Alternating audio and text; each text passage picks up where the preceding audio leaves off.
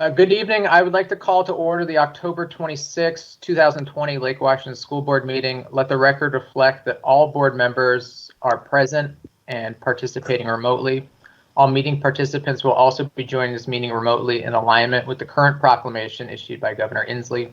The board meeting will be live streamed and viewable on the district's website. If you are unable to live stream the meeting, viewers can call 425-936-2813, conference ID 37127 to listen to the meeting. Okay, the first item is to approve the agenda, and I will now entertain a motion to approve the October 26th agenda.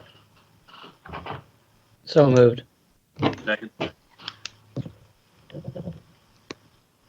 Did I hear a second? Sorry. Yeah, second. Okay. It's been moved by Director Carlson, seconded by Director Stewart that we approve the agenda. All those in favor, please signify by voting aye. Aye. Aye. Aye. All those opposed? Hearing none, the motion carries. The next item on our agenda is public comment. And due to the coronavirus, all board meetings are being held remotely. Please note that there will be no in-person public comment to ensure social distancing. The Board of Directors welcomes the public to our business meetings and encourages community engagement. The board dedicates 30 minutes for each of these meetings to hear from the public during the public comment period. Currently, there are 3 options to submit public comment. You can do so written, you can submit televised public comment or oral public comment. For those wishing to submit written public comment, they can be submitted by email to Diane Jenkins at the email address djenkins@lwsd.org by 3 p.m. on the date of the board meeting. Those comments are then compiled and distributed to the board, and they are also posted on the district's website. Due to time constraints, not all individuals that submit public comment will have their statement read during the board meeting, but the board members will receive and review all public comment. In addition, you may make public comment by televised public comment. And to do so, please send a request also to Diane Jenkins at djenkins@lwsd.org by 1 p.m. on the day of the board meeting. And then a Microsoft Teams link will be shared with you to join the board meeting, during which you can give public comment. Finally, you can make public comment by orally by leaving a voicemail message at the phone number 425-936-1257, and that message may be played during the public comment section of our meeting. Please limit your comments to 3 minutes. Okay, at this time, we've received written public comments from 7 individuals that the board will read aloud into the record. I'll ask that each board member will take turns reading them, and I will read the first, which is from Alexander Gibson. Mr. Gibson wrote, "Since attending LWSD from 2009 to 2012, a lot of things have changed. There are new buildings, new mascots, and thousands of laptops and backpacks. There's a new focus on equity and social justice, which is great. But there is one thing that has been remarkably static: the staff. When I was a student, I do not recall having any teachers of color. As a staff member now, it looks equally lonely for students and staff of color. It is more likely than not that an LWSD student will never have a humanities teacher of color. That means no one close to them to share their personal experiences with race, culture, and politics in the United States, except for white people. And that's not to criminalize white teachers. Some of us are doing our best to center BIPOC voices and keep social justice at the heart of what we are doing. But that will never be enough. This is not an Eastlake problem. I saw the same thing at LWSD's new hire training committees and professional development sessions. Statistically, teaching is a disproportionately white profession, as is Washington State. But that does not mean that qualified and effective teachers of color are not available. It's just that they don't want to teach here. LWSD should devote more resources to recruiting, hiring, and retaining BIPOC teachers. If we truly want to help our students become global, future-ready citizens, then they need a district that is more reflective of our society." And that was submitted by Alexander Gibson. And thank you, Mr. Gibson, for writing in. Director Carlson, I'm looking at you. So would you mind reading the next submission, and then Director Sage? Sure. So our next comes from Crystal Vesperas. She is an Eastlake High School teacher. A few weeks ago, I was graciously invited to a linkage session sponsored by the school board, which I heartily appreciate. One of the mothers there said that an educator of color at LWSD has a shelf life of 2 years here in the district. I was shocked, angered, and not surprised by that comment. As an educator of color for 14 years, I've always worked with majority teachers and students of color. I came into this district knowing I would not find my experience here to be either heard or seen, and that I would have to work even harder than most of my colleagues who are white. I've been called the liberal teacher. I've been threatened to be sued for my beliefs. I've had students intentionally leave my classroom because of my values of social justice this year. I've listened to the silence of my department when it comes to issues of social justice, and yet I am still here. But for how long? The district sent out communications from the social studies department that advised teachers to maintain neutrality on political issues, and it's essential to maintain neutrality as a teacher when teaching about the election and/or controversial issues. Our two department chairs did not agree to this statement.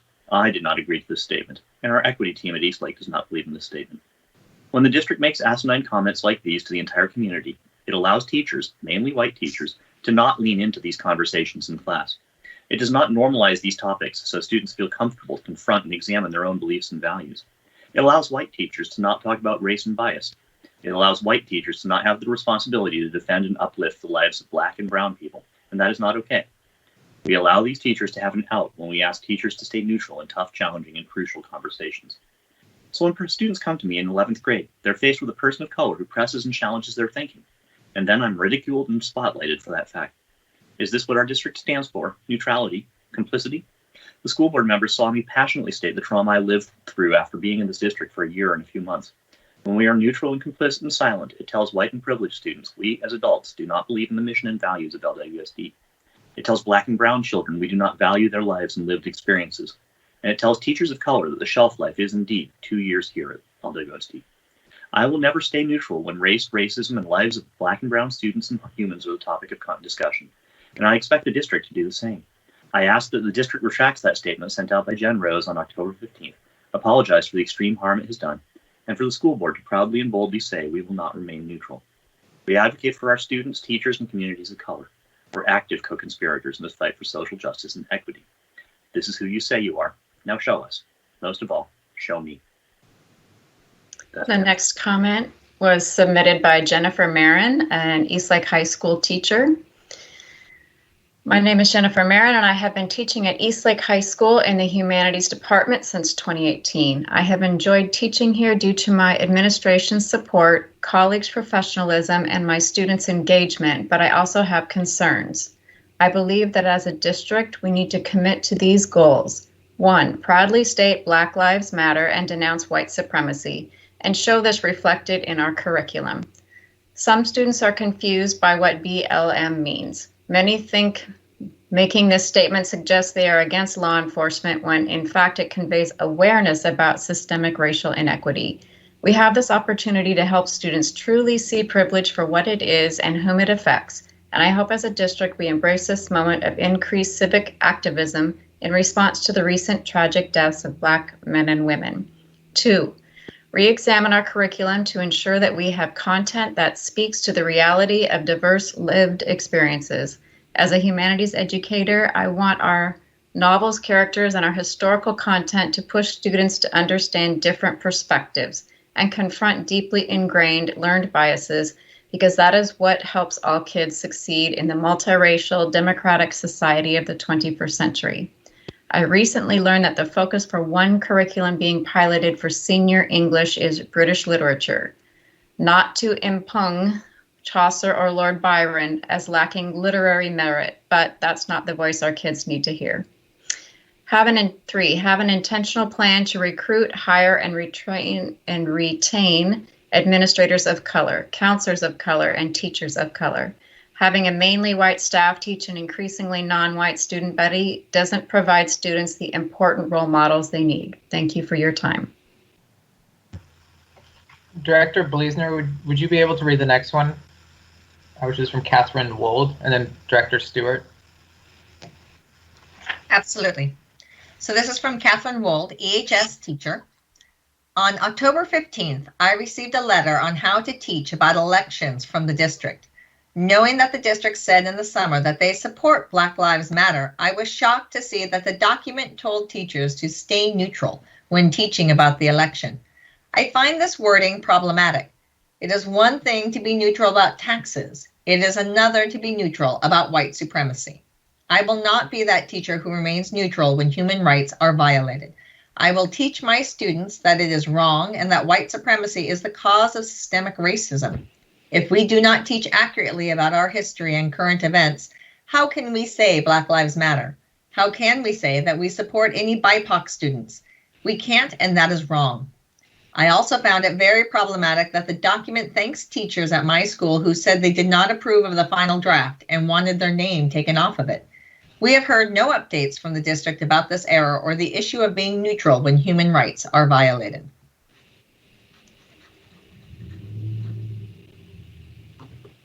Thank you. Director Stewart, are you able to read the next submission, which is from Molly Wilson? Yes, I am. One sec. Just dropped off. Hang on. Here it is. Molly Wilson, EHS teacher. My name is Molly Wilson. I'm a humanities teacher at East Lake High School.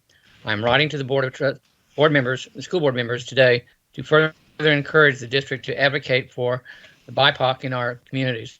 Recently, amidst discussions in my classrooms about race, a number of my students of color have come forward to share their experience with racism in our district at the hands of both students and teachers. Students of color have shared their fear and distrust of white teachers and classmates because of this. And unfortunately, any signs of pushback on race conversations in my classroom have come from white students. This discrepancy has revealed a disturbing reality in my classroom. Students of color feel unsafe, and white students feel the race conversations are unnecessary. I am strongly urging that the district to take action towards supporting our students of color by hiring teachers that come from similar backgrounds and reflect their identities. Teachers of color also need support and assistance in order to work safely in our mostly white district. I am also asking for mandated equity in our classrooms and schools. I appreciate the equity training and the work that has been done so far, but efforts towards creating an equitable environment for our community is an ongoing process, always. Thank you, Director Stewart. The next submission we have is from Sarah Norris, an East Lake High School teacher. Ms. Norris wrote, I wanted to provide comment on the attached document sent out by Dr. Jen Rose on October 15, 2020. I agree with this statement. From the document. As teachers, it is essential to remain neutral on political issues. However, the follow-up to the statement in paragraph 5 of teaching tips states, quote, it is essential to maintain neutrality as a teacher when teaching about the election and or controversial issues. I absolutely do not agree with adding in the language controversial issues. First of all, what does that even mean? Second, for some, like our president, slavery, systemic racism, and white supremacy is deemed as, quote, controversial. Looking at our history for what it truly was and not a whitewashed version is something that everyone should be aware of so that we can understand how our country got to where it is and how to do better. Systemic racism will never be dismantled unless we examine it, study it, analyze it, and then do something about it. Hiding this from our youth only further perpetuates the problem. I will not remain neutral about basic civil rights that all people in this country should have, even if some consider them to be, quote, controversial issues. My BIPOC and LGBTQIA plus students need me to affirm that they have basic civil rights, are acknowledged, and treated equitably just as other students. And that was from Sarah Rose.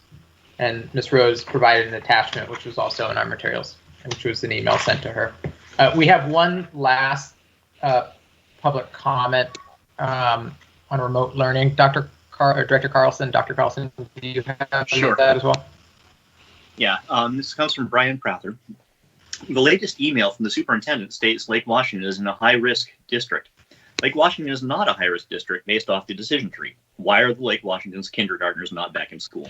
With an attached table on the cases per 100,000 over the last 14 days by city. Okay, those are the public comments we received for the meeting tonight. Thank you all who took the time to write for the board. And again, those that, those that wish to make public comment may do so by writing Diane Jenkins at djenkins@lwsd.org. The next item on our agenda tonight is the consent agenda, approval of the October 26th consent agenda. And I'll now entertain a motion to approve the consent agenda. Move So approval. moved. Second. Second. Moved by Director Bleasner, seconded by Director Carlson, that we approve the consent agenda. Dr. Holman, will you please poll the board? Director Sage, Yes. Director Bleasner, Yes. Director Carlson, Yes. Vice President Stewart,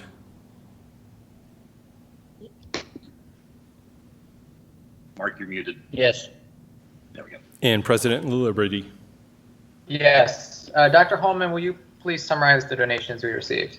Yes, tonight we have donations totaling $5,952 from our PTSAs from across the district for a number of purposes. So we just want to say thank you to them for continuing to support our schools, their activities during this, by and large, remote learning time, but we know their impact on our schools continue even in this environment. So we want to thank them for that.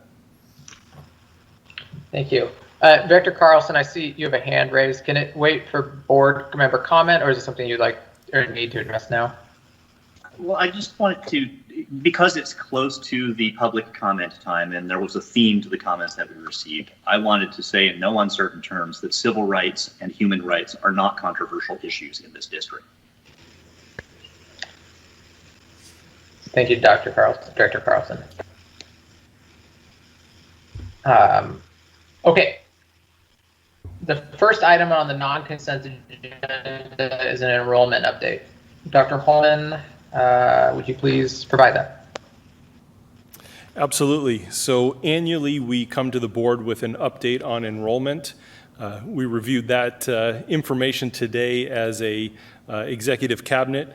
Very different data than we have presented to the board in the past. And so Associate Superintendent Barbara Posthumus is here to provide that update and give context around our enrollment across the district with our general education, but also some of our programs as well. So with that, Barbara, do you have your presentation to share? I am sharing it right now, Okay. and I should be coming up.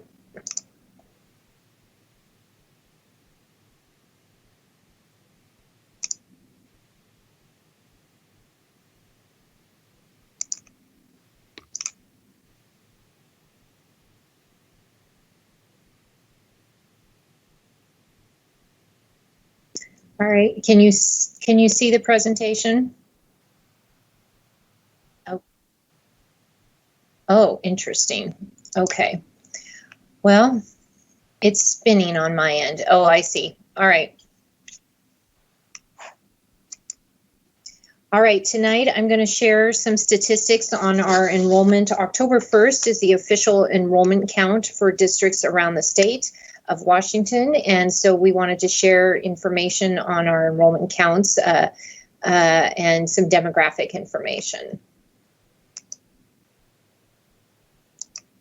So our enrollment this year is 30,648 students. And that is, and you'll see from the attached chart, that is a decline from the prior year. We were at 31,100 students last year. This chart shows the last 5 years of our enrollment, and you can see it's by level, elementary, middle, and high school.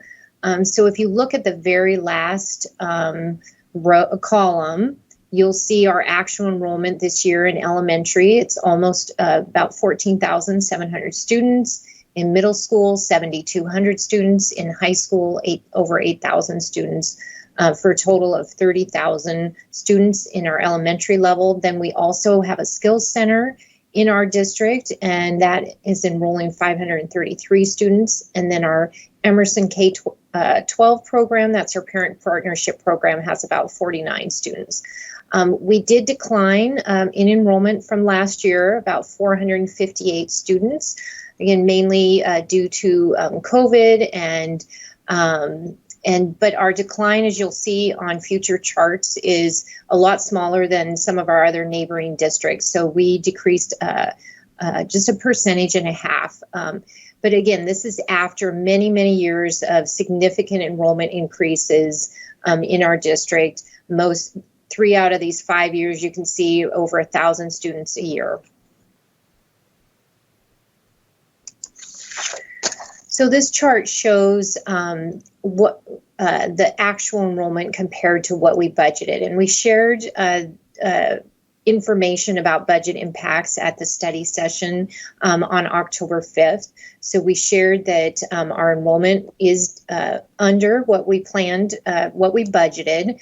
And so again, mostly we're seeing decreases in our elementary population, about 200 students in our middle school population. And then we actually have slightly higher enrollment in our high school population. So overall, head count is decreased 732 students. We are funded, though, by the state on our average annual enrollment, and we're projecting our average annual FTE, full-time equivalent, will be down about 800 students.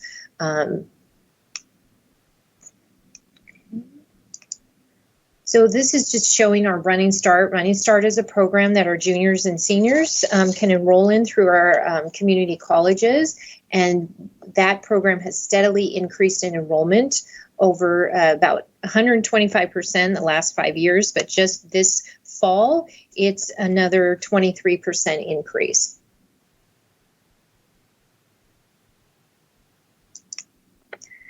So you're familiar with this chart. We show this chart often about our significant enrollment growth, 31% over the last 11 years. Last year, we grew from, we became the second largest school district in the state at this peak of over 31,000. We did, as I've said, we have a small decline this year. So it's our first decline in enrollment in 13 years.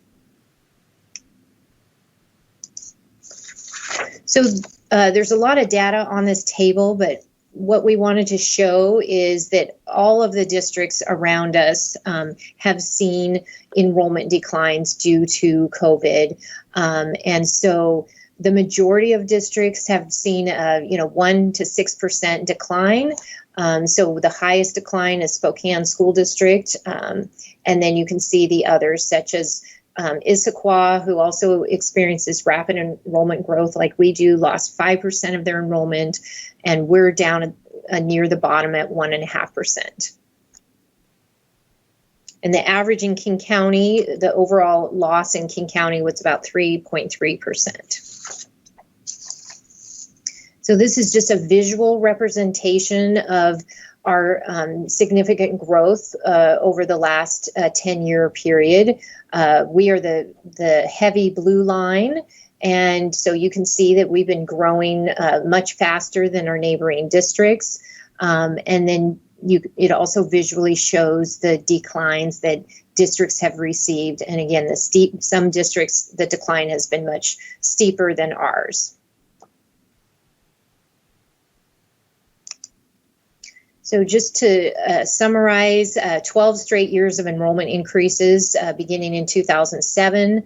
This was our first enrollment decline in 13 years.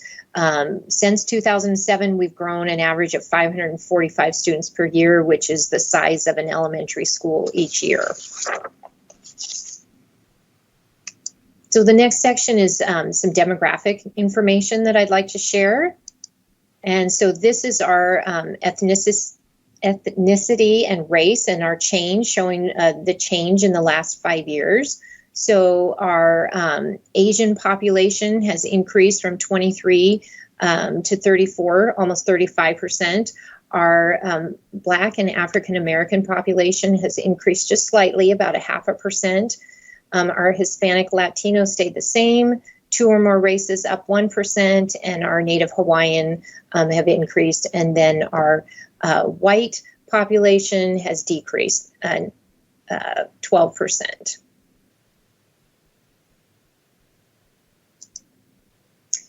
So our English language program, we have seen continued increase in our English language program. So almost 3,500 students enrolled in the program this year. That represents about 11% of our overall enrollment. And you can see this shows how, as a percentage of our total enrollment, how it keeps growing. We did, the state gave us relief this year in not having to test our new incoming students, and that allowed us to count those students in our September enrollment. Usually we have to test them first, so we can't count them in September, and then by the time we test them, they are counted in October. So it really just allowed us to count them in September, which helps our average annual enrollment and increases our revenues for that. But overall, this is continued our expected growth in EL. The next slide is our special education program. And if you recall, we are no longer serving birth to two. So even though historically that program was moved out of school district budgets and service into Department of Social Services. So even though historically we served that, we took birth to two out of the table just for comparison purposes. So this table shows both preschool and our K-21 population. So we have, again, special education is staying about the same, about 9.5% of our total population. We did have a slight increase in enrollment overall, decrease in preschool. Sorry, I think there's a typo here. I apologize. This is the K. This should be 3260. So there's a typo there. I apologize. So we did have a slight decrease of 4.3% in our special ed program.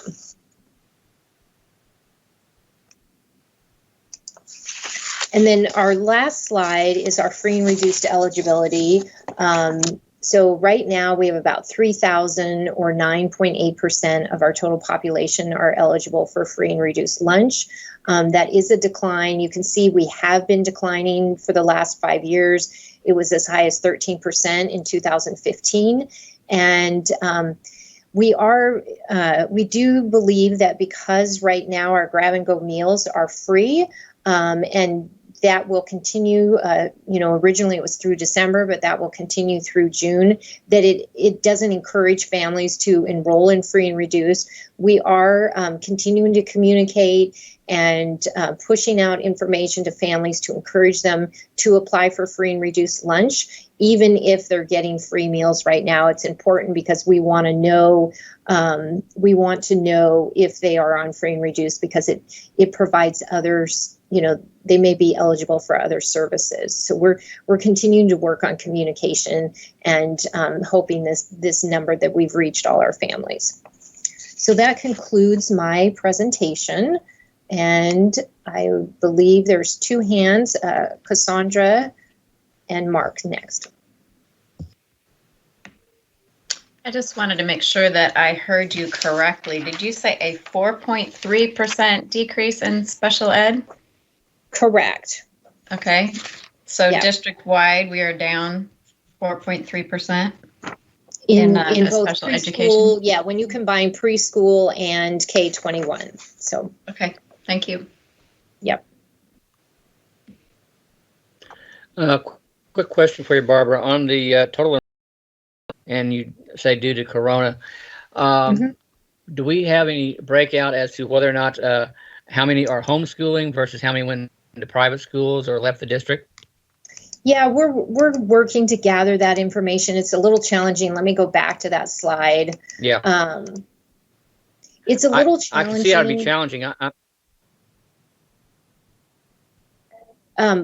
Because of people are leaving, people leave and then they move and then families are moving in. But we will follow up because I believe you asked that same question at our study session. And so I will follow up to see what additional data that we can get on, identifying the families that that have left our district.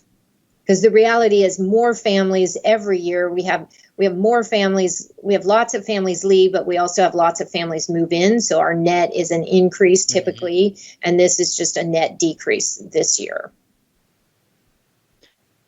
The reason why I ask is because I think that, this is just a hypothesis on my part, but it would seem to me that kids that are going into homeschooling would probably be returning once we're back to a quasi-normal, if there's ever going to be a normal. A school system. It would be the people in the if they moved out of the district, that's one thing. But I don't see the folks staying at home wanting to stay at home any longer than they have to. Beyond the ones that, for some reason, have found that to be more effective for their kids. I would think the private school kids would probably stay in the private schools by my guess.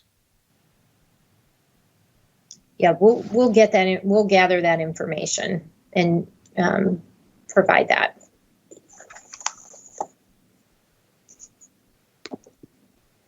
Any other questions? I don't think I thought Director Carlson had his hand up, but okay. Chris, sorry, did you have something? I put it back down. I was trying to remember on the K-5 stuff. Have we got a breakout of that by younger to older? I mean, is this all kindergarten, first grade that disappeared, or is this spread evenly? Yeah, it's fairly spread evenly. Okay. From an actual standpoint, we did, it is a little more weighted toward kindergarten, but that's usually got the most variance. Yeah, but the other grades are pretty evenly distributed. Okay, thank you. Okay, any other questions for Barbara? No, thank you. Thank you. The next item on our agenda is a facility and capital technology update. Yes, and so while Associate Superintendent Barbara Posthumus is unsharing her screen, we have another group that's here tonight to share with us regarding an update for our facilities and technology update. This is an annual report that we do for the board, and so with that, I will let Barbara introduce her team, and then followed by the facilities update, Associate Superintendent Sally Askman will join the presentation to provide a technology update as well. So Barbara, I will hand it back to you. Great, thank you. Well, Brian Buck, our Executive Director of Support Services, is here tonight to present our quarterly kind of facility update on all of our bond construction projects and our 2019 capital levy. And then Brian and Sally will also be providing an update on our 4-year capital facilities and technology levy. So Brian, I'll let you take it away. Okay, just one more introduction. Our capital projects manager, Laura DeGoria, is also here with us tonight. So thank you, Laura, for being here. Thank you. Okay, so in our update, like Dr. Holman said, we have our facility update and our technology systems update. For our 2016 bond projects, as a reminder, this is the 2016 bond funded 3 new schools, Timberline Middle School, Baker Elementary School, and Barton Elementary School. And there are 3 rebuild and expand projects, Juanita High School, Kirk Elementary, and Meade Elementary, as well as the Explorer Community School, which opened in the fall of 2017, and the Old Redmond Schoolhouse. This is our Juanita High School. This is my favorite picture, which is the aerial on the left, which shows the completed academic building and performing arts center on the left there. This is the final site plan for Juanita. It's As you've seen in the past updates, it was colored by phasing, but now we're complete. Accomplishments. Phase 2 opened on time in September, and our field house exterior painting was completed in October. Our tennis courts are slightly delayed, but we're scheduled to complete that this winter. And our community open house is yet to be scheduled. So on the left is a view from the southeast parking lot, which is looking at the new Phase 2 building section. On the top right is the newly completed courtyard with landscaping installed. And on the bottom right is one of our CTE classrooms and a close-up of the soldering station. Included in the classroom as well as a welding station and other hot stations for metal and jewelry. This slide is really looking at the painting of the field house on the two pictures on the left, where the old painting, and then we took a couple pictures, two on the top and one on the bottom, to show you how it blends in with the new academic building there.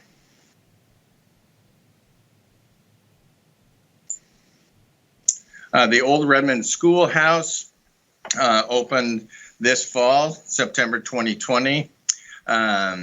You can see the picture there of the front entry and the new, thanks to the city of Redmond for helping us get this permitted quickly, a new ADA ramp that blends in with the historic nature of the exterior.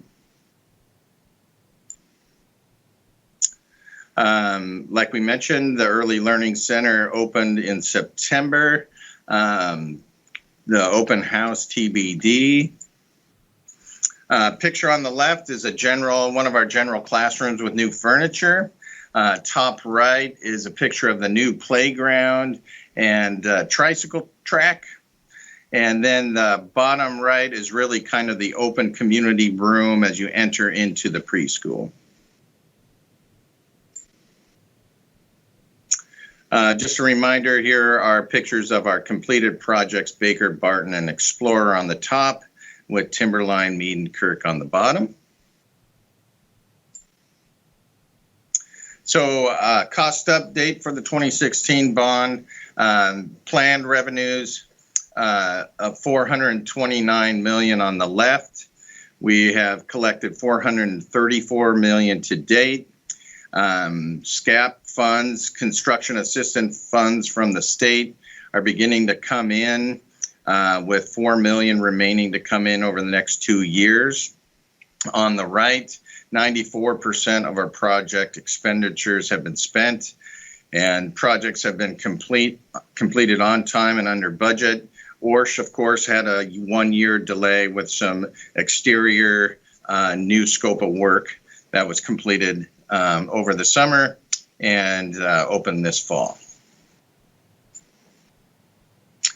For the 2019 6-year capital projects levy, these were projects, critical projects for growth, and included classroom additions at 5 schools with core expansion for facilities and common space, as well as safety and security upgrades. These are 20 classroom addition at Lake Washington High School and elementary school additions at Twain, Rose Hill, and Franklin, as well as Carson Elementary. This primary photo here on the left shows the new Performing Arts Center connection to the new wing. And this project was finished on time and opened this fall, September 2020. Again, the community house, open house, is to be determined. On the left is a close-up of the classroom addition and an entry plaza. Top right is a science classroom and lab. And then the bottom right is a picture of the shared learning area.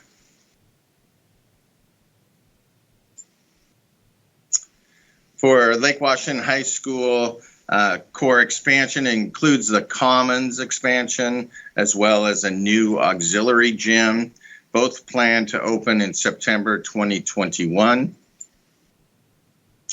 Accomplishments, we were actually able to open the Commons expansion 1 year earlier than planned. Upcoming is structural steel in December 2020 for the gym expansion. And we're also scheduled to complete the locker room expansion in this December. And we were able to afford that with project savings, about $500,000. We designed it, bid it as an alternate, and then we're able to save money in the project to add it to the scope of work. On the left is a picture of the Commons expansion. It's really the second story mezzanine that we expanded. On the top right is the locker room expansion that is expanding into what is the existing auxiliary gym. And on the bottom right is really the stormwater detention piping being installed for the new auxiliary gym.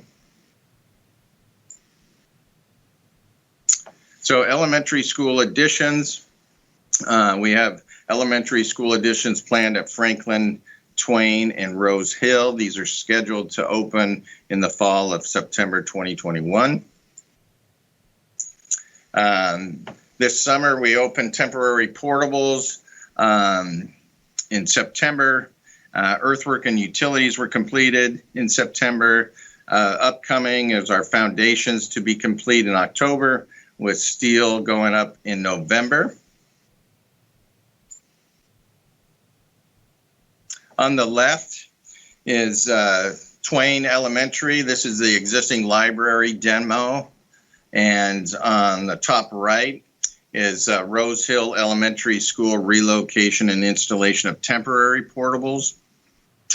And on bottom right is Franklin Elementary School earthwork and utility work in process there.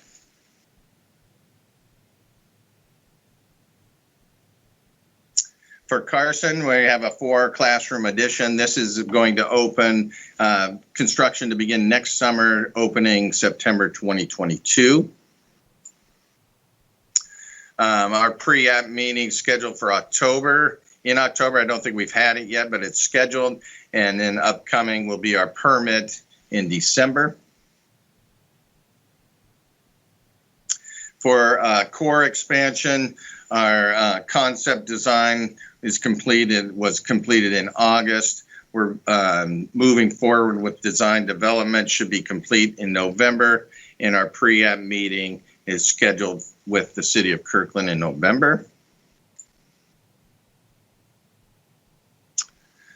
Our safety and security upgrades, the elementary school camera project was completed by our technology operations group in October. And the Lake Washington High School entry modification was completed in October. Redmond High School should be completed in November of this year. And then Eastlake is planned to be completed by September of 2021. And depending on COVID and whether we're in remote learning, we may be able to pull that forward. So for program updates here with the 2019 levy, we have 144 million planned in revenue. Our balance of our SCAP, let's see, levy proceeds are coming in, and we've also sold bonds of 75 million last May, and we'll pay back with our levy funds over the next 6 years. Our program spending has picked up over the summer as the Lake Washington High School addition is completed and our Lake Washington High School gym and elementary construction begins.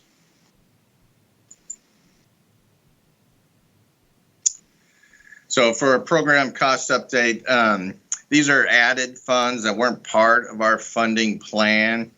Once our costs of all of our projects are finalized, we can determine the use of these funds. It may allow us to do some additional projects. The $5 million at Lake Washington High School. 3.3 of that was construction assistance for the classroom and 1.7 for the gymnasium.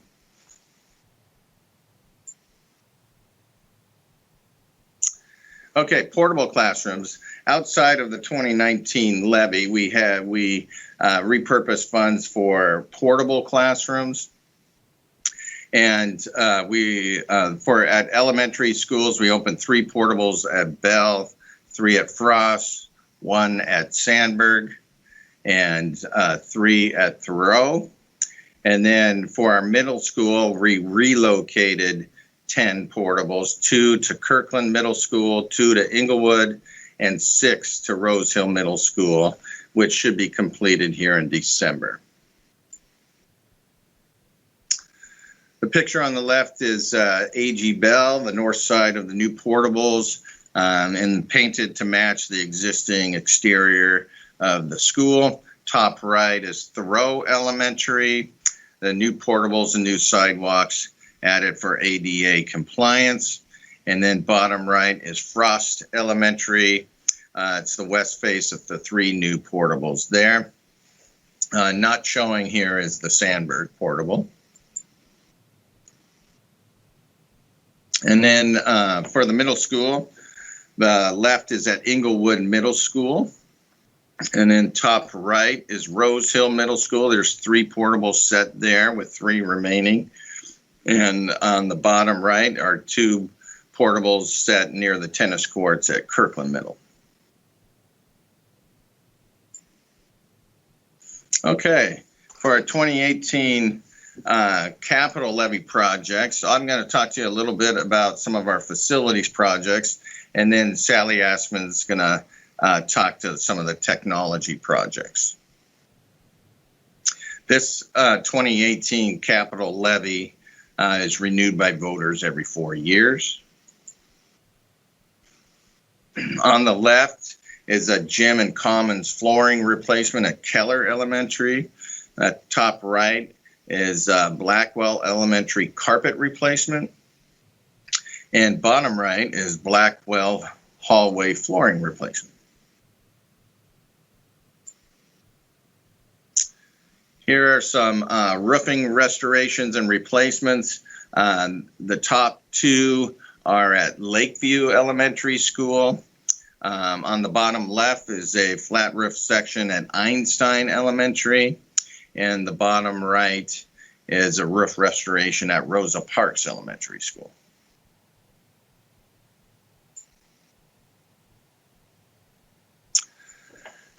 Here we go for some athletic fields and court improvements at Redmond High School. We replaced the synthetic surface and synthetic track around at Redmond High School.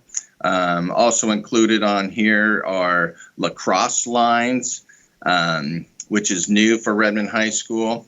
Even though we don't have lacrosse as a WIAA sanctioned sport, our community often rents our facilities for lacrosse. Top right is Eastlake High School gym refinishing of the auxiliary gym. And bottom right is the tennis court refinishing at Kamiakin Middle School. For safety and security enhancements, this is at our resource center. The left top is the reception area and the Lake Washington School new foundation area. And the bottom left, again, is the foundation area, which provides additional space for staff. And on the right is the new security door and check-in and wall there. Okay, well, I'm going to turn it over to Sally. Thank you, Brian. Now, I think that you're going to click for me rather than take the time to hand off. Okay, great. Thank you. So the technology levy is a little bit different than the capital projects levy that Brian described because our work is ongoing and not just in the summer. So I'm going to highlight projects for school year 2019-2020. Next slide, please. We have 5 categories. Infrastructure is the first one I'll talk about. Right now, I think it's probably the digital transportation system or routing system to get our students and staff to schools and to the offices. What we did over the past year was we increased capacity of servers, storage, and configurations to support remote learning. We upgraded and increased capacity in our district voice calling systems to keep pace with telephony changes in the marketplace at large, and also provided headsets for our shared office settings where office managers and staff are working closely together so they can manage their voicemail. This upgrade helped us bring our district calling right to the home. So when people need to use our voice system, it displays on caller ID a district phone number. We upgraded, we managed the licensing and management of our firewalls, filters, and cloud services, specifically Azure, Microsoft Azure in this category. And we have account automation that manages millions and millions of accounts that we provision every year. And then we just brought online a new managed services partner, IBM Corporation. We are replacing them with a previous managed services partner that wasn't quite able to meet our needs. What IBM does as a managed service partner is brings all the expertise and capability for 24/7 management of our network. They look for bottlenecks, they look for problems, they look for potential attacks. They work hand in hand with us, with our boots on the ground, to make sure our network is running optimally. And then we also have management consoles, traffic monitoring system. So the graph at the bottom is a graph of Teams activity. So that those consoles that our staff monitor and that IBM monitors helps us look for bottlenecks or problems so we can mitigate them with the goal of minimizing the disruption for business or learning. Next slide, please.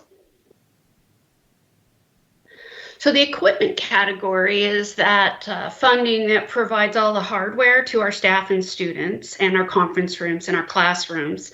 So smart boards, for example, we have been running a 3-year project spanning 2 levy cycles to replace all of our aging active boards in all of our classrooms. We completed elementary, and this year we replaced 60% of our secondary classrooms, and we'll finish all of the secondary classrooms by the end of 2021 school year.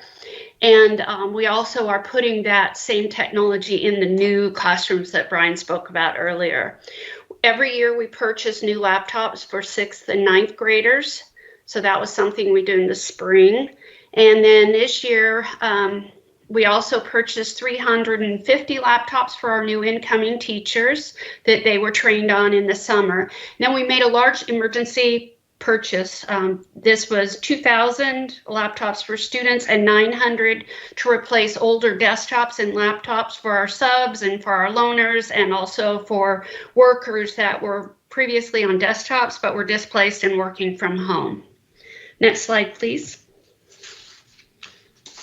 Our instructional software category is the area that supplements our curriculum with digital applications to support instruction.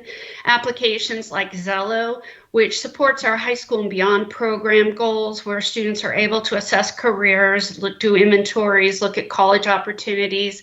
We have research and library database collections. FastBridge is an assessment platform that we just recently adopted, and we're piloted last spring and using this year.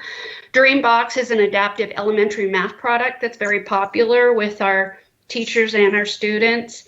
Smart Notebook software is a software that is used interactively, and that picture you see up above on the left, that's the Smart Book software on the smart board. It can also be used on a laptop. So we have the same experience for with and without the classroom technology. And then Adobe Creative Cloud, which is widely used across the district in many programs and applications at the staff and the student level. Next, please. Business systems is the category of the tech levy that funds our annual renewal of our Microsoft licenses for our platform. It has funded for a while our support services for parents, parent questions. It's an email 24/7 line. We have added to that this year with some of the CARES funding. the website software and hosting. Finalsite is our website, and they privately host our website. Inventory management system, that's Follett, and that helps us keep track of our laptops out there and students and staff, and it also is used by business services for asset management, and also by our curriculum department for management of their curricular tools. Then we have professional management systems such as our professional learning management system, which is Cornerstone, and our professional growth and evaluation system. And lastly, we have project management resources that help us with broad scale projects that we bring into the system, like Microsoft Teams, eDiscovery to manage our important documents and emails, and then BusHive, which was a field trip ticket system that we implemented in partnership with the transportation department last June.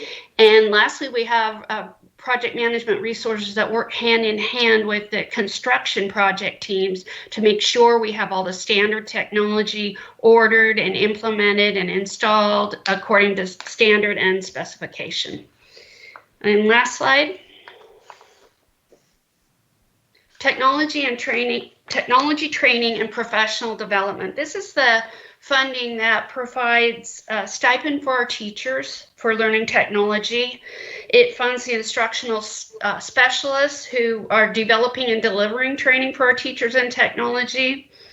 It also provides training for our new teachers in our Summer Institute on the technology that we have in the system. It funds the Technology Integration Facilitators Program who convene centrally and then work with teachers in their buildings on technology. They're an expert source in their building.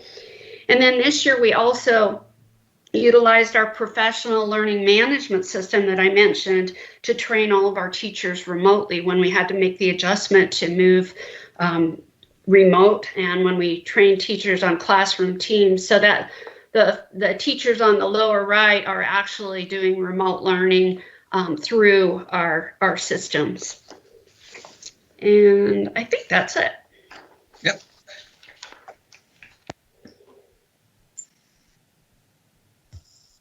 Looks like Director Stewart has a question. And then Director Sage. Sally, quick question. What of the inventory we have of laptops for students, how many are a year old, if you will, 2 years, 3 years, 4 years, 5 years? I've seen a number of complaints on Facebook, and I don't know how accurate they can be because I couldn't tell one laptop from the next. But some of them are saying that some of the laptops, and I know we had to scramble for some this year or last spring, are 4 or 5 years old. Is that accurate? Do we have any that are out there that old? And if so, what's our schedule for replacing? Well, the good news is we'll be replacing our oldest underperforming laptops in the December-January timeframe. John's going to talk about that, I believe, in a bit. Great. And the equipment that is older, the 5-year-old and the 6-year-old, is equipment that we scrubbed all the unnecessary applications from and only put the minimum required. For the younger grades, they use less software, and we've been managing that ongoing and monitoring it, and we've determined they're just not performing. We've only had 600 actually turned in and exchanged, but perception is everything, and we want to make sure the kids have a great experience. So we were able to get some more equipment. Yep. Perception is reality. When it's your kid's laptop that has to be exchanged, I imagine that makes it worse. Exactly. Okay. Well, thank you very much. I wanted to be able to be knowledgeable on that when someone else complained. Thank you. You're welcome. Quick question on response rates for parent support. And I think we discussed several weeks ago whether or not Spanish families were able to access sort of tech help, and wondered if coming up we could have an update on how those things are going. Sure. If John says so. Quickly, I just wanted to say that we've added language line interpretation services to all of our support systems. And there's also a callback feature and a voicemail feature for parents so they don't have to wait. And our tickets are coming way down. It's hard to give a detail by detail right now because I'm not prepared for that. But right. No, perhaps at an upcoming meeting, but that's great to hear. Thank you.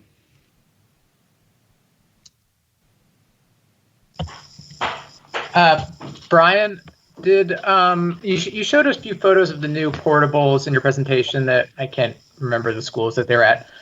Do all of our new portables look like that? Are they all the newer, all the new portables that were added? Are they all that newer style of portable? Correct. Yeah, they're all the sage green portables from Pacific Mobile is our dealer for those. Okay, great. Thanks. Director Bleasner. Yeah, thank you. I just want to say thanks for the presentation and all the building that's been going on, even though we aren't necessarily being able to get into those as much as we would like and be able to have our students and teachers there at the same time. It's great to see the progress of Juanita being built and done. I had the opportunity to drive by and just tour. It's great to see all those portables gone.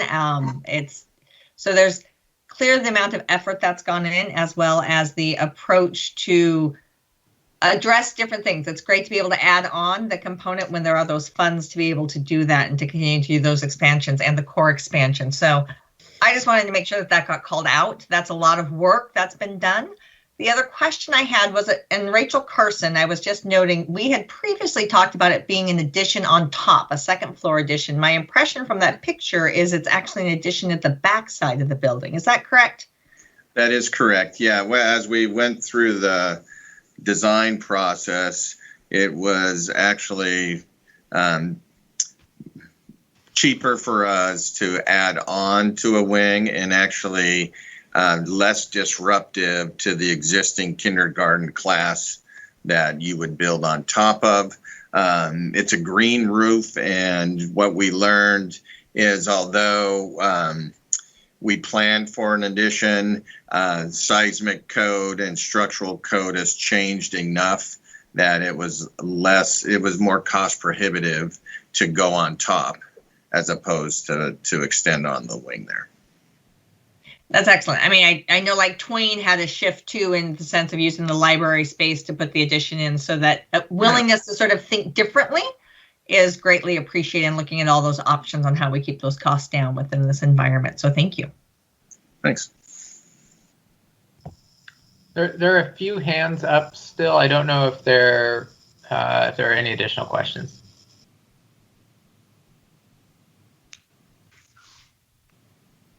I'll jump in if no one else okay. will. Okay, go ahead.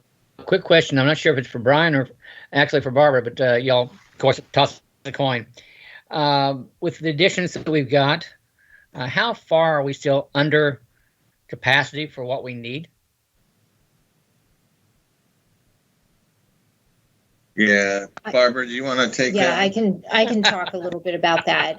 So in the Lake Washington learning area, which is where we're putting 3 out of those 4 additions, our original intent was a whole an elementary school, and so which is about 30 classrooms, and we're actually building 20 classrooms in that area. So there is still a need for additional space in that learning community. And then when you look at our enrollment projections through 29-30, the growth continues. And so the recommendation is still for more classrooms in that area, and the challenge is finding a site to build another elementary school. And so that's kind of the challenge out there, but the need is still there.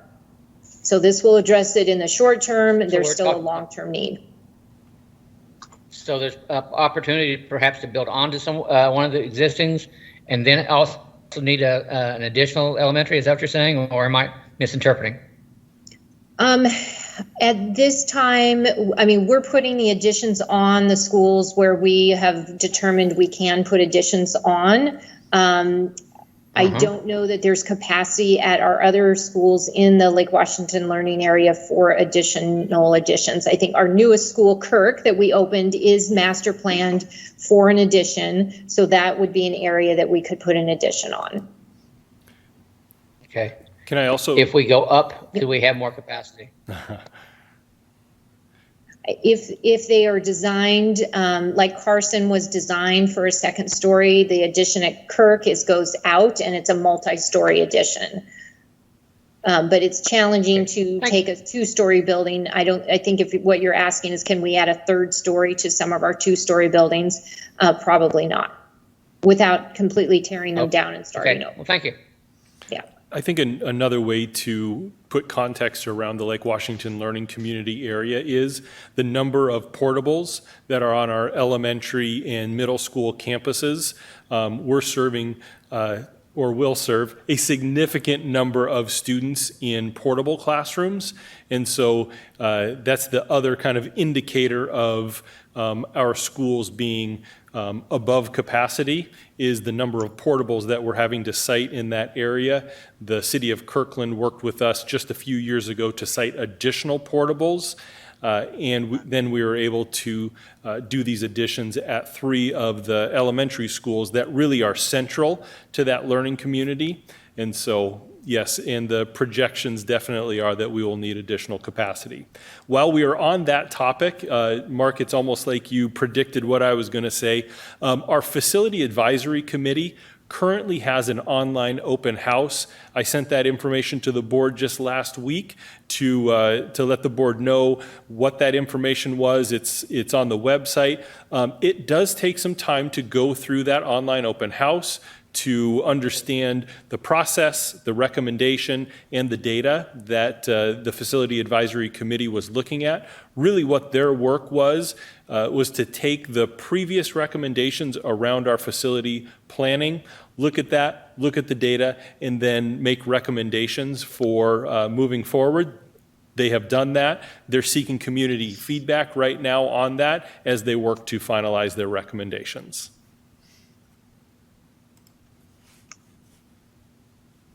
Director Bleasner, your hand is To raised. get us up to capacity, how much money are we talking?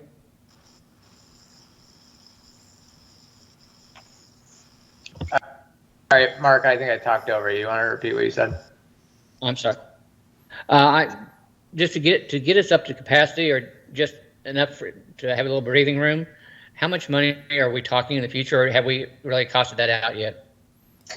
I'll just quickly, the projects that were recommended by the Facility Advisory Committee are listed, and the cost of each of those projects are actually listed in that the facility, the online community engagement. So there's a table in that format that has each of the projects that are recommended and the cost of each of those projects. Thank you. Okay, Director Bleasner. I'm on mute. There we go. I forgot the mute piece. To just build on the community input and the facility advisory plan that's going on, is much as the district has been able to look at past plans and make changes as new information and context came in, my whole thought with this impact of COVID and the shifting in how our methodology and our pedagogy and different things that are going in, how that will also potentially impact facilities and the need for those going forward. Because this is new information that I do think we need to look at how we incorporate that in thinking for the future. Because I do think it does change the game, and we would be remiss not to be able to take this information and build upon it, because just continuing what we've done, I think, would be a mistake. So I would look forward to any community comments that sort of looks at that and thinks about that, even as you're looking through it. That would be great to hear about potential and different things of how things could be attacked. So I appreciate all the work that's there. I just know we've had a huge game changer with a pandemic hitting. And how do we learn and build from that for going forward in the 5 to 10 years as we look out? All right, any other questions? Okay, thank you, Barbara, Brian, and Sally. The next item on our agenda is the superintendent report. Dr. Holman, you have a superintendent report, looks like this evening, for an update on the return to school task force. Yeah, so just 2 quick items tonight. Mark, he's almost predicting everything I'm doing tonight. The first item I do want to apprise the board of is the replacement of older laptops. And Sally and our new technology director of technology operations, Forrest Baker, they really have been analyzing the functioning, the outputs of our older devices. As the board knows, that was a quick response to a need to be able to package those laptops, get those into the hands of students when there was not any laptops available across the country. As you know, there were millions and millions and millions of students across the country that didn't have laptops to begin remote learning.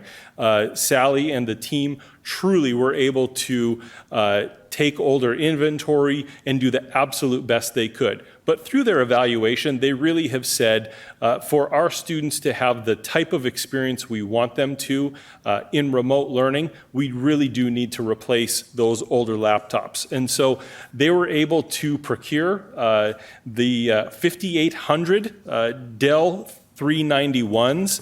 And I say Dell 391 because for us, that's an important detail in procuring these laptops. This is a laptop that has gone through our full vetting process. We actually did a student and parent engagement process around identifying a new student laptop. I believe that was about 3 years ago, as we were going through a request for information process from vendors to then select a new student device. This is a device that has been in the system for now 2 years. It's been given to our 6th and 9th grade students the last 2 years. It's a device that is durable. It has the operating and processing speed to actually deliver the type of experience we want our students to have. It has digital inking. It can actually fold and be a tablet. So it's a device that is, it's very nice. We've gotten good feedback from our students on it, and it's been very durable for us.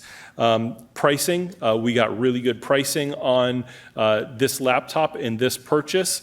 When inventory is scarce, as you know, that's not always the case, and so we were very pleased to receive very good pricing on this.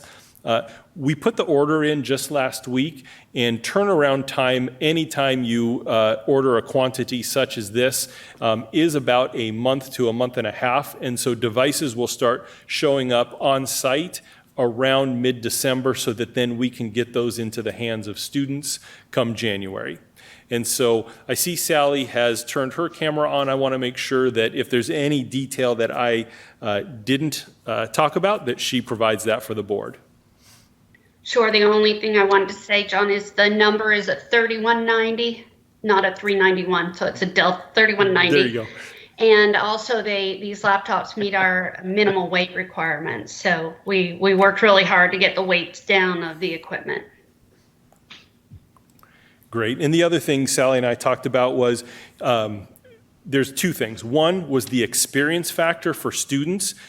Students using these older devices were having a degraded experience, one that did not meet our standards, but also teachers trying to manage the technology issues that were coming up from these older devices was just taking time away from instruction. And so it meets a number of different interests, and so we're excited to get these in the hands of our students.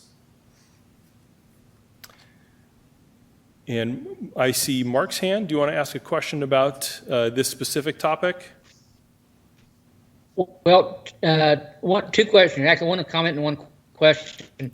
I don't want my question earlier to be perceived as a criticism. I wanted just to see what we had in the pipeline, because I know how hard y'all had to scramble for laptops. I saw article after article from around the country of full districts not having even a quarter of the laptops they needed. So the fact that y'all could pull strings and get the right vendors to do you a favor, applause. How many more are you looking to replace this coming spring? I'm sorry, did you say quarter of them or what was the number? Yeah, so it's 5,800 devices will be replaced. Inventory starting to be received mid-December. Great, thank you. Yeah. Sally, do you have the names of the devices specifically that your team has identified that need to be replaced? Sure, they're the Hewlett-Packard G1 and Hewlett-Packard G2 with Celeron processors. Okay. They were good machines in the day, but they don't service our needs now. Yeah, thank you. Any additional board member questions around the laptop procurement?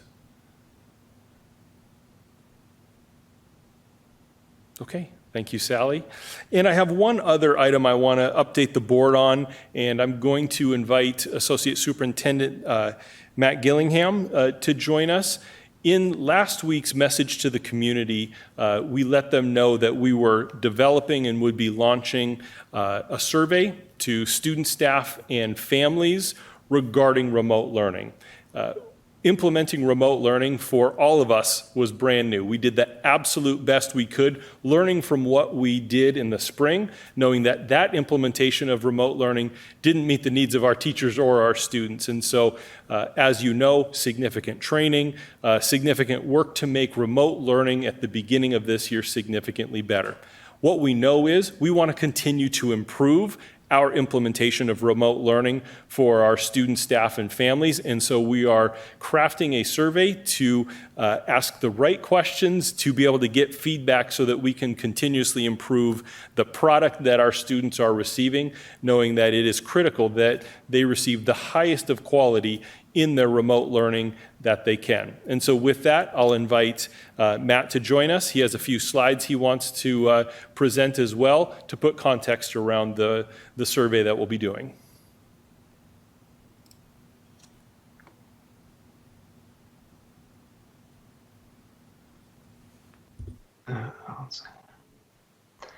Thanks, Dr. Holman. Just looks like, there we go. Looks like, can you see my slide deck okay? So as Dr. Holman mentioned, we are now far enough into remote learning experience this year that we really need to be able to assess what is and what isn't working about this experience for our students. So I'm going to share a couple of slides that'll talk about the process of the data collection that we're going to be asking from our families and from our staff in the coming weeks. We actually have just finished or kind of wrapping up gathering student survey data. So I'll talk about how the student data that we have is also informing and the information that we're needing from our parents and staff to really help us get a full picture and understanding of both what that experience is, but then also what are some of the drivers or the levers that we want to be attending to change practices that are better going to support students as we're doing our remote learning. And I want to just acknowledge 4 of our directors that have been leading this work. Emily Young, Gloria Henderson, Johnny Fu, and Tim Krieger have been really collaborating to think about the student experience, the data that we have available, as well as how we would apply this information so that it's not a situation where we're just gathering information, but that we're able to take actions as a result of that. So next week, we're going to be launching a survey for parents and staff. And we want to make sure that that our families and our staff members understand kind of what is it that we're going to be doing with this information. So our hope is that we're going to be able to improve the remote learning experience. We're going to gather some information about what that experience is in order for us to make changes, some course corrections that can improve that experience for our students. We want to make sure we're also thinking about the students' needs. What is it that individually and collectively groups of our students might need, and if they have needs that are not being met. This is work that's really also needs to be cross-divisional or cross-departmental. So we're thinking about how do we ensure that the information that's gathered is not just used in one small part of our organization, but is more broadly shared across multiple departments and schools to inform changes and practices across the organization. We also want to be really respectful of the time and the energy that it takes for our families and staff to complete surveys. So that team of directors that we had just mentioned, I've also been looking at what data do we have available to us right now, so that if we have information available to us, we're not necessarily asking to get the same data, but perhaps maybe to help have our families and parents help us understand some of that data. We've identified kind of 4 key areas that as we're breaking down kind of the experience. So academic needs, student relationships, student engagement, and learning model. And so currently for academic needs, we have some data. We have our current grades, missing assignments. I mentioned we've already surveyed students. We have been doing a panorama survey. We've been working with this organization for several years. They are researchers. This is their area of expertise in terms of developing surveys and tools that can help inform changes in practice in the educational environment. And this was the first time we've surveyed high school students. We've heretofore been surveying our upper elementary or intermediate students and our middle school students. And so some questions we've been asking around their academic needs is things about like, are they getting help? What subjects do they need help with?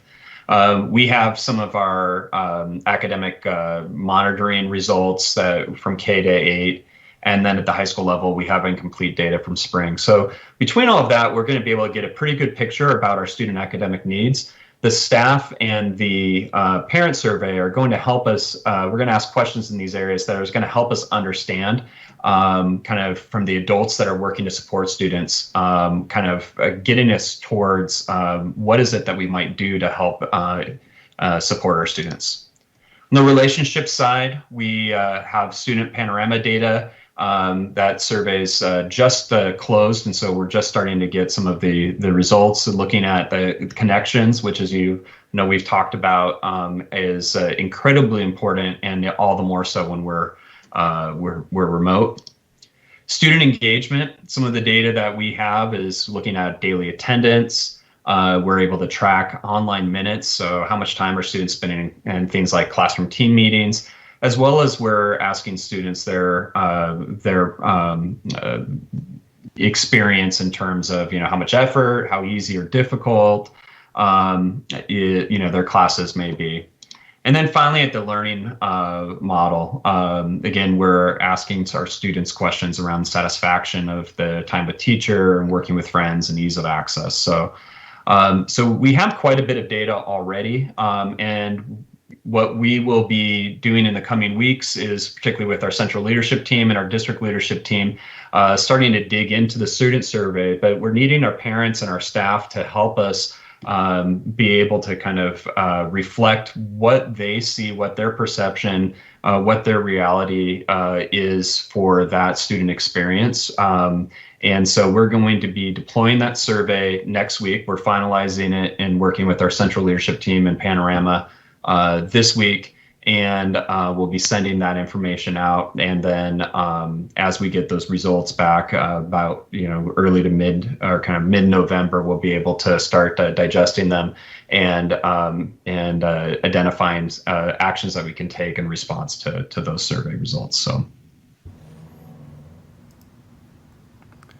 Thank you, Matt, for sharing that information. Appreciate all the work that's going into this to be thoughtful about collecting this data so that we can work towards improving our implementation of remote learning for our students and their experience. Any board member questions about that? Siri? Thank you. So as you get these results and are able to have the time to process and analyze, will there be a place that this all gets posted on the website so people have access to this, to be able to see the data on their own as well, to be able to see what's happening? Yeah, it's a great question. And actually, that's one that we've asked for our partners, our Panorama, to ask what are some of the best practices across the nation and districts that they've seen that have done this well in terms of sharing the data. It's with any data tool, right? There's mountains of data. So how do we, we're getting some models of how we could present this and share this with our community stakeholders, so that we're collectively having kind of a common understanding of what that experience is. So will you also be able to break it down by school, so that there's even a more targeted sort of idea of being able to look at some of those things, or are the numbers too small? Yeah, so that's a great question. In terms of the numbers, too small. Right now, our student response rate is really good, and we're continuing to do follow up to particularly ensure that we're hearing from students' experiences who may be less engaged right at the moment, because we want to understand why that is.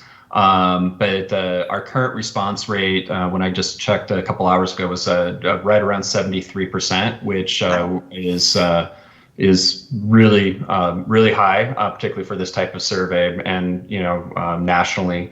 But so we're going to continue to work to gather additional responses from our students.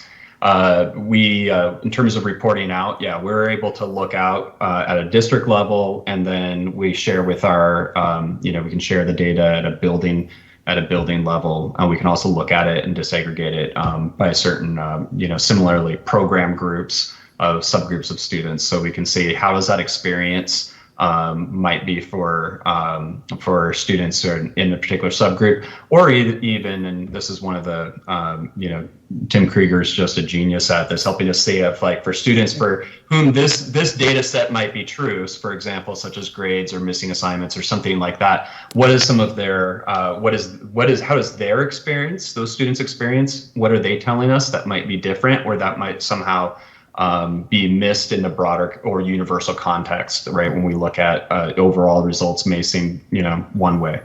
So we've got a lot of work to do to kind of dig into the data and figure out what are the best ways to represent this for our community, and also for our organization, so that we're able to use it intelligently to inform change. And to follow up on that, knowing as I even looked at the engagement data that we have on the dashboard of looking of who's participating, it's pretty clear that there is still disproportionality as in terms of race of who is engaging at what levels, in terms of income level. With this survey, are you trying to oversample or at least outreach into those groups to ensure that we get stronger feedback in regards, so that that voice isn't lost? Yeah, we discussed that today, and that team has developed kind of a plan for how to go back, because they're able to see who's responded thus far in just our open window. So given that we're going to be surveying parents and staff, we're going to have a little bit of time where we're still collecting that data. That gives us time to open up and go and solicit student voice particularly from groups that would be underrepresented in the survey. That's great. I'm so glad to hear that you've already thought about it and moving on it. That's fabulous. The only one other piece, we've been at it for 6 weeks already. My concern always is timing, in the sense of urgency and how quickly that can feed back into an organization, because half the year will be gone by the end of December. So I guess I would just plant that of the urgency component. Yeah. Agreed. Mark, did you have a question?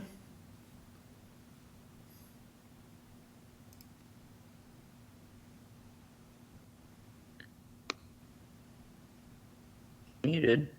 There I go. Sorry, couldn't get unmuted.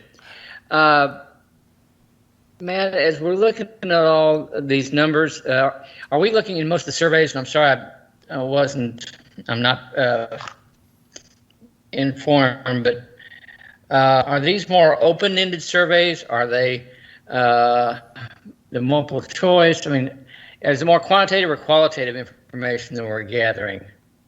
Yeah, thanks, Director Stewart. That's a great question.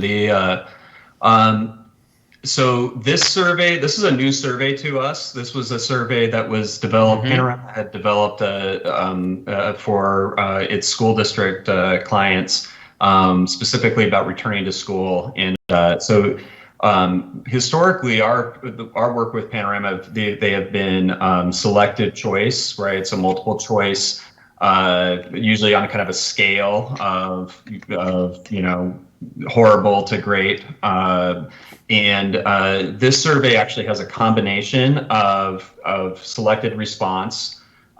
So usually, again, kind of on a scale, as well as some open-ended places where students are asked for commentary, and specifically if there's some things that they specifically need support or help with. So it's a different survey design than one we've used before. And, that's going to take us, some of those things are going to take us at a district level a little bit longer to work through, although the data will be available at the building level, so that particularly for students that are, indicating any kind of specific needs, the schools will have access to that, and they'll be able to reach out to connect with those students.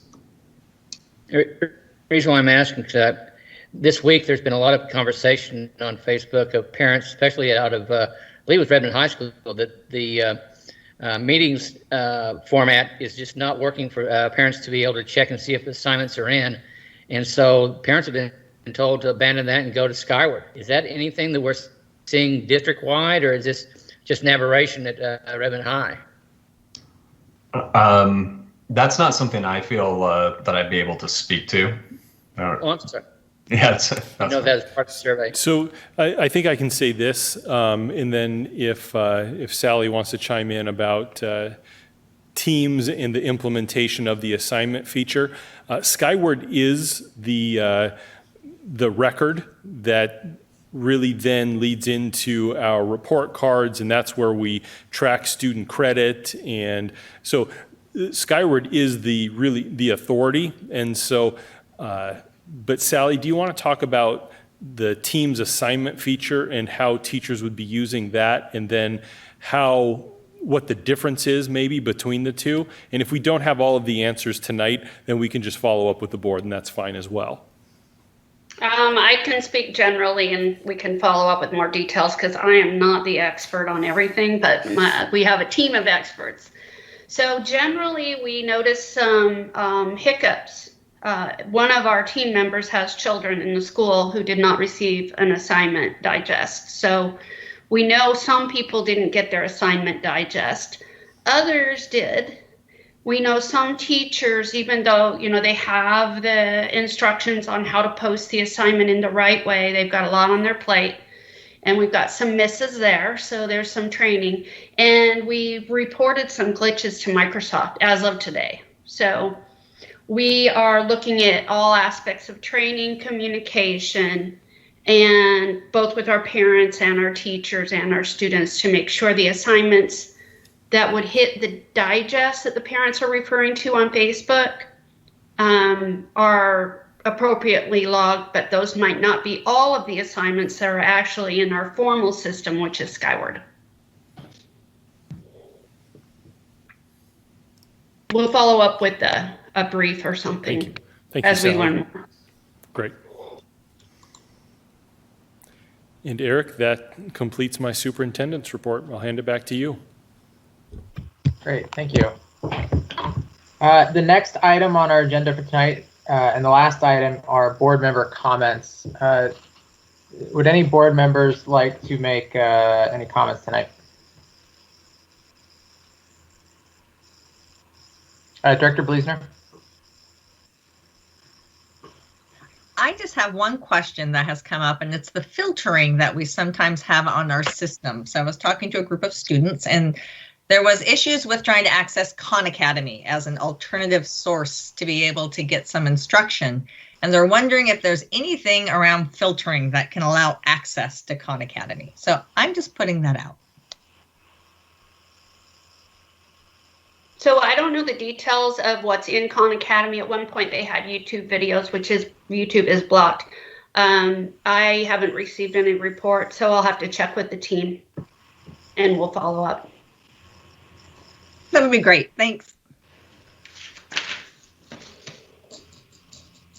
I just wanted, thanks. I just wanted to remind everybody that we did get an invitation as board directors to attend the House Education Committee listening tours. And I did get confirmation from WASDA that only 2 directors can be on a particular meeting at a time. So I've signed up for the 29th this week. There is not a linkage session as far as I can tell on the 29th. And then there are 2 November dates that I sent you an email about. If you could let me know if you plan to participate, that would be very helpful. Thank you.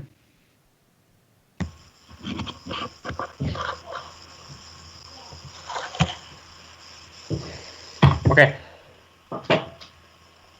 Let's see here. Any other comments before we move on? No. Okay. Following tonight's board meeting, the board will be meeting in study session. The topics to be discussed are board doc training, and then an executive session following for regarding property for the purpose to consider the selection of a site or the acquisition of real estate by lease or purchase and the minimum price at which real estate will be offered for sale or lease. The next scheduled board meeting and study session will be on November 9. Currently, it is scheduled for the study session at 5 p.m. In person, followed by a board meeting at 7 p.m., but I expect that Governor Inslee's order will be extended, in which case the board meeting will be held at the same times as they've been held, with the business meeting starting at 5 p.m. and the study session following, and will be held remotely. That is the end of our agenda. I will now entertain a motion to adjourn the October 26th board meeting. So moved. Second. Moved by Director So Carlson, moved. seconded by Director Sage, that we adjourned. All those in favor, please signify by voting aye. Aye. All those Aye. opposed? Hearing none, the meeting is now adjourned.